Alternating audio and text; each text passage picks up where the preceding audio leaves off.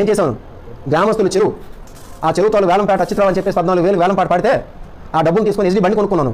గ్రామం కొండాల్సిన డబ్బును తీసుకెళ్ళి ఎస్డీ బండి కొనుక్కున్నాను. అక్కడి నుంచి స్టార్ట్ అయింది రాజకీయ ప్రస్థానం. తర్వాత 2008, 2009లో ఎన్ఆర్ఈజీఎస్ డబ్బులు, ఉపాధి కూలీలు అప్పుడు చేతికి డబ్బులు ఇచ్చేవాళ్ళు. పోస్ట్ మ్యాన్ తీసుకొచ్చి ఇస్తే చేతికి డబ్బులు ఇచ్చేవాళ్ళు. నువ్వు అల్మాజీపేట గ్రామంలో రామమందిరం దగ్గర కూర్చొని 100 మంది 120 మంది తాలు మస్టర్లు వేయించేసి 30 మందికి 20 మందికి అందులో సగం డబ్బులు ఇచ్చాను. గుర్తుపెట్టండి, ఉపాధి కూలీల తాలూకు శ్రమలు కూడా దోచుకున్నాను. నీ అనుయాయులతోని పక్కన వాళ్ళతోని వాళ్ళ చేతి వేలుతోని కాలు వేలుతో కూడా లాస్ట్ ముద్రలు వేయించుకొని 2009, 2008 సంవత్సరాలు దాదాపు 2 కోట్ల రూపాయలు నొక్కేసిన అవినీతి పడు నువ్వు.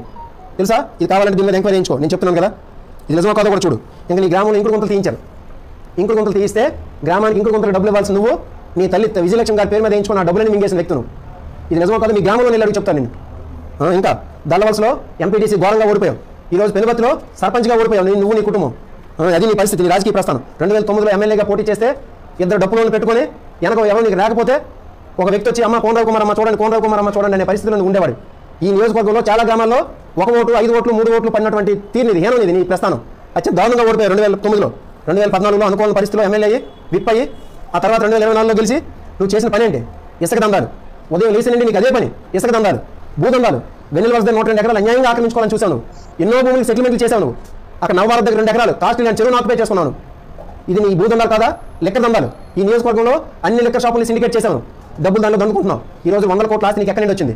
మీ నాన్నగారికి మీ తాత నుండి వచ్చిన ఆస్తి 12 ఎకరాలు. మీరు 3 అన్నములు. ఎక్కడ నీకు వచ్చిన 3-4 ఎకరాలు తప్పి నీకు ఇంత ఆస్తి ఎక్కడి నుండి వచ్చింది?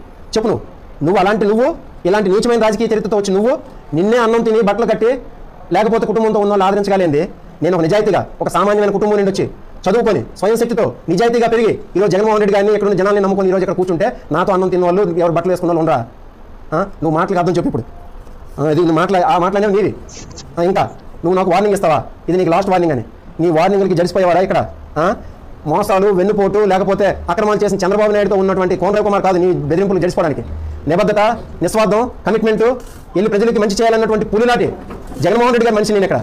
నాతో బెదిరిస్తావు? జగన్మోహన్ రెడ్డి గారి మనిషిగా ఇక్కడ ఉన్నందుకు ఇలా కాళ్ళు ఎత్తుకొని బతుకుతాను నేను. ఏ రోజు బెదిరిపోవడం ఉండదు. నీ కేసులు, నీ క్రిమినల్ కేసులు, డిఫెమేషన్లు మమ్మల్ని ఆపుతాయా? నీకు నచ్చిన కేసులు పెట్టుకో. అది తెలియజేయడానికే ఈరోజు ఈ ప్రెస్ మీట్ అనేది ఏర్పాటు చేయడం జరిగింది. ఇక్కడ విచ్చేస్తున్నటువంటి పత్రికా ప్రముఖులందరూ కూడా చాలా విషయాలు ఉన్నాయని చెప్పాలంటే ఒక రోజు సరిపోదు. ఎందుకంటే ఇష్యూ డైవర్ట్ అవ్వకూడదని చెప్పేసి కేవలం ఆయన నిన్న పెట్టినటువంటి ప్రెస్ మీట్ కౌంటర్గా ఇది పెట్టడం జరిగింది. ఇంకా విషయాలు ఉంటే తర్వాత ఇంకా ముందు కూడా కోనరావు కుమార్ విషయాలు అన్ని బయట పెడతాం మేము. ఆయన ఎంత సచ్చిల్డో ఇక్కడ నియోజకవర్గ ప్రజలకు తెలుసు, ఇక్కడ ఉన్నటువంటి వాళ్ళ కుటుంబ సభ్యులు తెలుసు. ఈవెన్ వాళ్ళ సొంత కుటుంబ సభ్యులు ఈరోజు ఈ ప్రెస్ మీట్ చూసి అవుతారు. ఎందుకంటే రాత్రులు 10 తర్వాత నువ్వు హెల్మెట్ పెట్టుకుని బయట తిరిగిన పరిస్థితులు తెలుసు. చెక్ పోస్ట్ దగ్గర విజయాదిత్య పార్క్ దగ్గర నువ్వు కారు ఆపేసి వేరే కారుకి వెళ్తున్నా ఎక్కడికైనా తెలుసు. ఎక్కడ నేను ఆపుతావు ఆ మాటలు, ఆ పనులను ఆపుతావు. అందుకు నీ కుటుంబ సభ్యులు ఈ ప్రెస్ మీట్ నేను పెట్టిన ప్రెస్ మీట్ చూసి హ్యాపీగా ఫీల్ అవుతారు. అది థ్యాంక్ యూ. ఇక్కడికి వచ్చినటువంటి ప్రతి ఒక్కరు